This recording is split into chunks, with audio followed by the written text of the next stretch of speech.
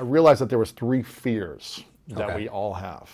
And 2 of the fears were not a problem for me. The first fear that a lot of us have is the fear of failure. We don't want to fail. Right. We've been conditioned or trained not to fail, right? Sarah Blakely, when I had her on, she said that every day when she got back from school, her dad would ask her, what did you fail at today? And would celebrate the failure because it meant she was trying, she was learning. We talked about this in the interview we did.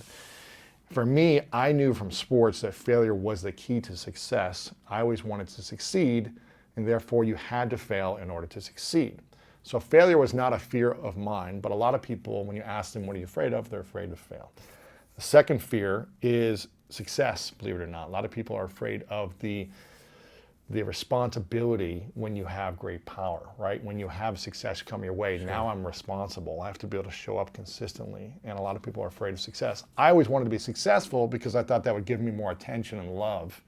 And therefore, I was like, well, that's what I want. I want to be successful. So if I got to get there through failure, I'm happy to do that to get what I want. So I was never afraid of those 2. The third fear is what really crippled a lot of my life, and that's the fear of judgment. It's the fear of other people's opinions, fear of other people's thoughts, conversations, gossip. This is one of your 3 truths that you talked about, was really not letting other people's opinions hold you back from going after what you want in your life. And judgment was the thing that held me back, because when I would open up a book and read it aloud in the class, kids would laugh and make fun of me or whatever. So it's always the opinions of other people that would hold me back. And those 3 fears are something that I started to learn about, and I said, I no longer want to be afraid. So when I was a kid, I started to make a list of all these fears in my teens, my 20s, and just started checking them off my list. So the first key to building self-confidence and eliminating the doubt and insecurity is to make a list of your biggest fears, for me. And write them all down. Think of everything you can think of. Talking to girls, even if it sounds silly, write it down. Public speaking, talking to girls, dancing, salsa dancing.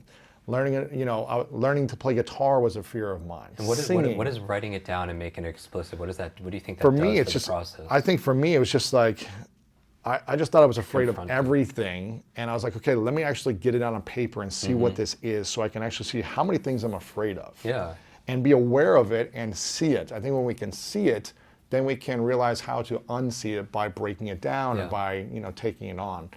And so I had this big list, and I just said, okay, what's the thing that gives me the most anxiety? And I rated them. Like, wow, you top consciously one, actually. I was like, this one gives me the most fear. Like, do I feel like dying if a girl rejects me? Right. Yes. Do I feel like dying if 1,000 people are watching me on stage? Yes. Or what level of death do I feel? I would just create a list. Or which one am I more afraid of? Most afraid of. And what I started to do is I said, I'm going to do the thing that scares me the most, and go backwards.